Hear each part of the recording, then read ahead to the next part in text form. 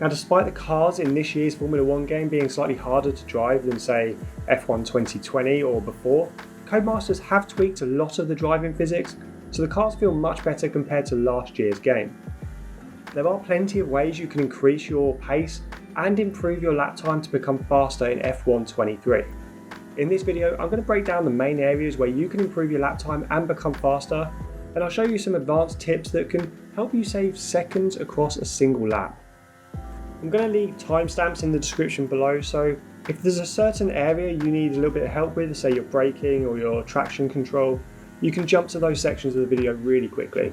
And I'm going to start with ways to actually improve your braking. One of the key areas where a lot of lap time can be found in F1 23 is during the braking phase of a corner.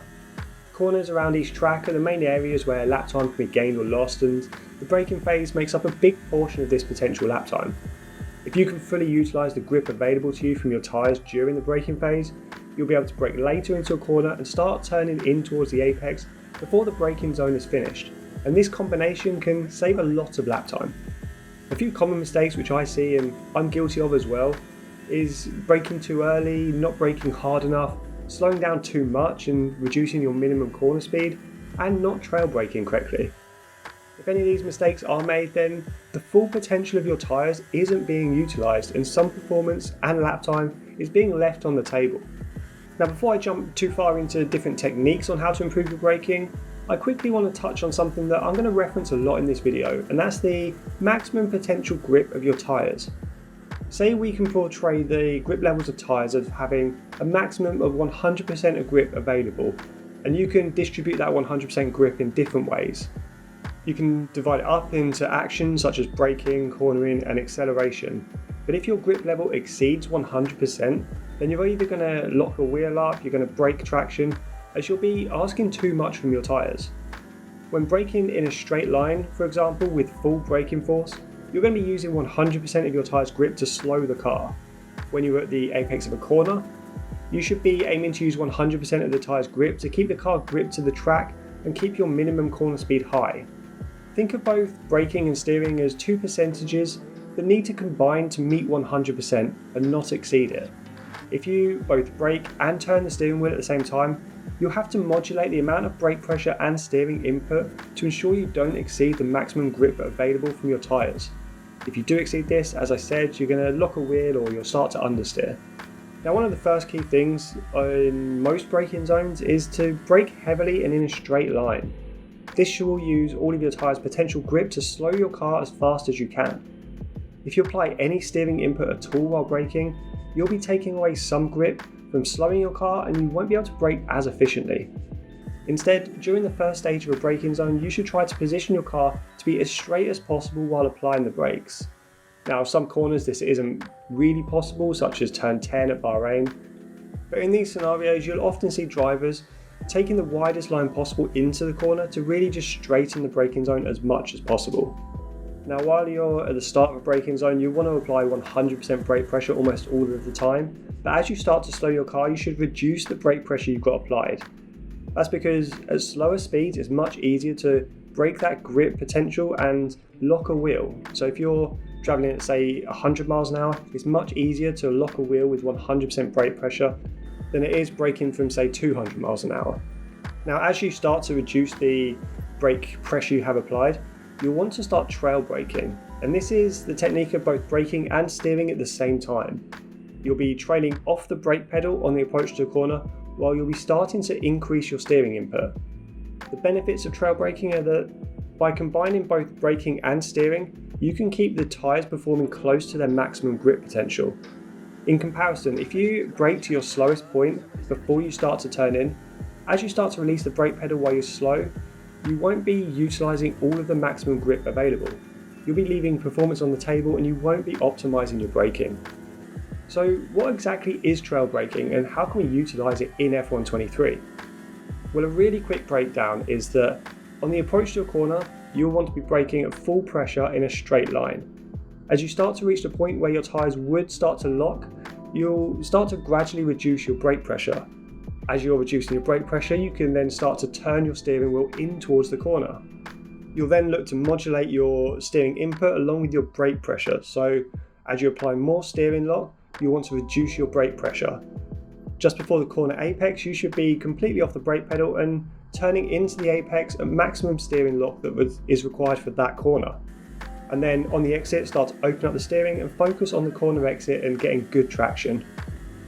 This technique can be used at almost any corner in F123, with some corners allowing you to trail brake more aggressively than others.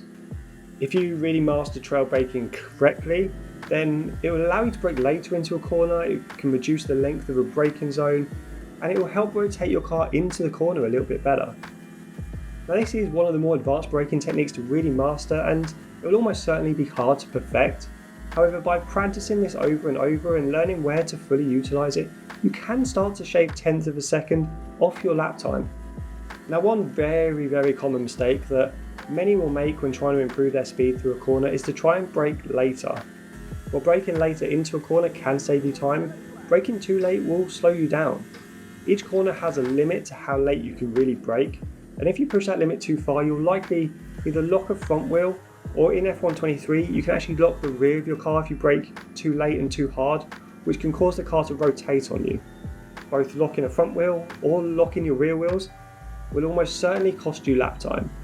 You should really utilise practice sessions to learn the braking point of each corner around a track, and if you're visiting a track that you're not so familiar with, I'd even recommend turning the racing line on to give you a very quick indicator of where the braking points are for each corner. Now one big question I get asked a lot is the ABS assist in F123 faster or slower than racing without it? Now real world F1 cars don't use ABS, instead all braking force is controlled by the driver and the driver alone. And for a realistic experience, I'd always recommend turning the ABS assist off. However, if you are struggling to manage the braking, by all means leave it on, as this can improve your enjoyment with the game. But in many cases, to answer that question, ABS can slow you down. Turning ABS off will give you the potential to be faster in F123, as you'll have full control over your braking input. It can be hard to utilise this potential, and it will take some practice because you have to learn the car's limits without really overstepping and locking a wheel. But much like learning the braking points or even learning how to trail brake, I'd really recommend jumping into a practice session or time trial and just putting in lap after lap after lap and kind of nailing down that feel of braking. Now moving away from braking, another area where you can improve your lap time during corners in F123 is by optimising your steering. You'll often hear F1 commentators such as Crofty talking about drivers such as Jenson Button back in the day and Sergio Perez, who have really smooth steering and can make their tyres last longer than other drivers.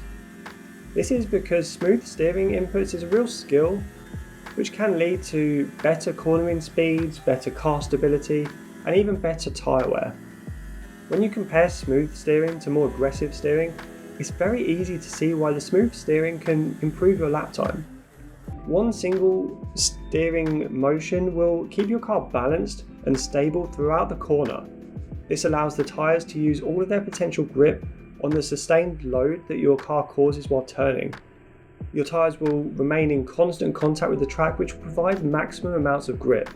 And if you compare that to aggressive steering or multiple movements of your steering wheel during a corner, you'll see that the weight shift of your car's balance can be pretty dramatic and can in some scenarios overwhelm your tyres, which can kind of break traction or lose you a bit of speed.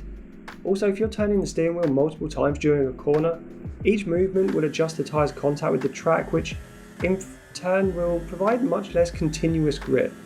So for these reasons, you should really try to be smooth with your steering inputs and reduce the aggressiveness of weight balance changes. Now with braking and steering kind of covered, I'm going to look at traction control, which really is the third piece of the puzzle when it comes to improving your lap time or improving your speed through corners. I'm going to start by saying that racing with traction control disabled will always give you the potential to put in faster lap times compared to using it on either full or medium. However, you might actually be faster with traction control on.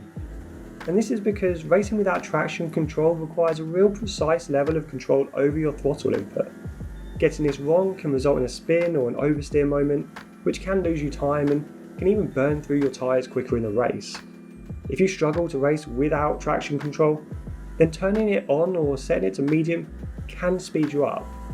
However, if you're racing well with the traction control assist enabled, I would highly recommend putting in a little bit of time and practice racing without it. And this is because, as I said, you'll have a faster potential lap time not using traction control. To really master how to drive without it, you do need to practice exiting corners while managing your throttle input. Now, tracks such as Brazil and Hungary are great for practicing this as they have many slow corners. During the exit of a turn, you just start by gently applying the throttle and gradually increasing it as you straighten your car and go through the gears. If you're exiting a particularly slow corner, you'll need to shift up faster than if you're exiting a faster corner or in a higher gear. If you're exiting a slow corner or if you're trying to accelerate from first or second gear, you can even implement short shifting, which is the term given to changing gear before you hit the optimal rev range. Short shifting will lower the maximum torque from the engine, which will allow for better control over your traction levels. Now, learning to drive without traction control is really a game of patience, and it can and will cause a fair bit of frustration. I will be producing a full video on how to drive without traction control in F123, where I'm going to dive into some more techniques in a little bit more detail. So keep your eyes peeled for when that drops shortly. Now, if you're improving your overall lap time, you're going to be moving forward and you're going to be improving your position in F123. So learning how to overtake and improve your overtaking is a real key skill to learn. And you can overtake a car in numerous ways, either down long straights by having greater straight line speed, on the inside of a corner to deny your opponent the racing line, or even around the outside of a corner to carry more speed and beat the other driver out of the turn. However you approach an overtake, you should ensure that you don't make contact and that you have a good opportunity of actually completing the overtake without causing an incident. Nobody wants to be a Pastor Maldonado. Now, as I just mentioned, on the approach to a corner, you can try to overtake on either the inside or the outside, and both have their positives and negatives, so it can be pretty situational to which approach you take. Overtaking on the inside of a corner is great for denying your opponent the racing line. If you position your car inside another driver, it can force them to slow down more to make the actual corner, and they will have to go the long way around you. This is a technique that's been shown time and time again by Verstappen over the past few years. He'll often position his car on the inside of another driver and then force them out towards the outside of the track, which forces them to yield. Now, a different approach is to try and overtake around the outside of a corner. This technique is often much better through corners where they're slightly less tight and they allow a higher minimum corner speed. Overtaking around the outside often allows you to carry more speed through the turn and give you a better run out of the corner compared to the car on the inside. Now, both methods can work really well, and sometimes the car in front will force you to one side or the other. But in those scenarios, sometimes a dummy move can work well. Now, a dummy move leans more into fooling the driver in front of you into believing that you're going to attempt an overtake on one side before you then swap to the other side. If a driver starts to defend on the side you actually want to overtake on, then you can position your car on the opposite side of the track. This can then make the car in front start to drift over to slightly cover your position. As soon as that happens and you see a small gap, you can quickly switch sides while still behind the driver in front, and at the last minute you'll have your preferred racing line.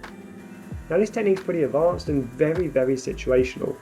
It's important to leave enough space between you and the car ahead to actually allow yourself to switch sides without clipping the rear of the other car. But when you do pull this move off, it can leave you with a huge smile on your face. Now, overtaking is actually one thing, but knowing what corners are coming up can really help you plan your overtake on the car ahead. Not every corner around a track is a possible overtaking spot, so you'll have to really pick and choose where you attempt an overtake. Trying to get close to the car ahead in the corners before your planned overtake spot can make the attempt slightly more likely. It can be hard to follow cars around some tracks due to the reduced downforce that you receive while following a car closely. So for this reason, you may need to plan your ERS usage for the lap before the overtake attempt to close up on the car in front. This can mean not using your overtake button, maybe a few corners or a lap before, build up a little bit of battery store, and then using a lot of overtake on the approach and the exit to the corner that you're actually attempting the overtake on. Also, try to think about the track layout beyond the corner where you make the overtake. If there's another long straight after you make an overtake, you may be vulnerable immediately after overtaking the car, somewhere like Abu Dhabi for example, where you've got two really long straights back to back with a chicane in the middle. Instead, you can try to plan your overtake on a corner where the following bit of track layout doesn't give the car a chance to retake its position. And one of the key tools when overtaking is DRS. This opens up a gap in your rear wing to give you additional straight line speed. It activates when you enter a DRS zone and are within a second of the car in front, and this can give you a huge advantage while attempting to overtake the car. And it can even lead to faster lap times as you close the gap to the car in front. So again, like planning your overtake and your ERS, plan where the DRS zones are, as well as know where the activation lines are around the track to really give you an additional tool to play with when attempting an overtake. Now, as well as making improvements to your driving style to become faster, you can also change your car setup. An optimized car setup can make your car more stable and easier to drive, allowing you to push harder without really overstepping your car's limits. It can also flat out make your car faster if you tinker with areas such as the aero setup. Depending on where you're likely to start a race and your overall race strategy, you can adjust your car setup in various ways. Making your car faster in a straight line by reducing the amount of front and rear aero can sometimes make overtakes easier. Alternatively, a track where qualifying is incredibly important, such as Monaco or Singapore, you can alter your car setup to prioritise your qualifying performance. Now, the very last thing that I want to talk about when recommending how to become faster in F1 23 is actually changing up how you're driving and maybe even consider using a racing wheel. Using a racing wheel instead of a controller can give you additional levels of control. Now, it's possible to be extremely fast using a controller. However, a racing wheel increases the amount of precision you have with your inputs. There's much more movement involved in turning a steering wheel from lock to lock compared to moving a small analog stick on a controller. And this additional input and amount of movement allows you to make more precise inputs. And the more control you have over your inputs, the more precision you have, the better you can apply the throttle and the brake and your steering, and you'll be more accurate, and as I said, you can be faster. Plus, using a racing wheel, in my opinion, also increases your immersion, which for me makes F1 23 more enjoyable. But this is very much a personal preference to whether you're a controller player or a racing wheel player. And that will round out this video. Hopefully the tips in this video will allow you to make some adjustments or improvements to your car setup and your driving style, and ultimately help you become a faster driver in F1 23. If you don't really know where to start, try to just work through the tips in the order I gave them in this video, so your braking, then your steering, and then your throttle. Practice that technique before you really move on and start focusing on the next technique. And then you can try to work on each area every time you hit the track. And in turn, you should be able to find a good amount of lap time at almost any track you visit in F1 23.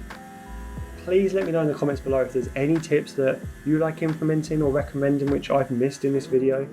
And I do plan on creating a bit of more of a deep dive video into each area, so a video in braking or traction control. So consider subscribing and turning on that alert bell to be notified when I do drop those tips videos. But for now guys, enjoy these tips, hopefully they help, and I'll see you on track.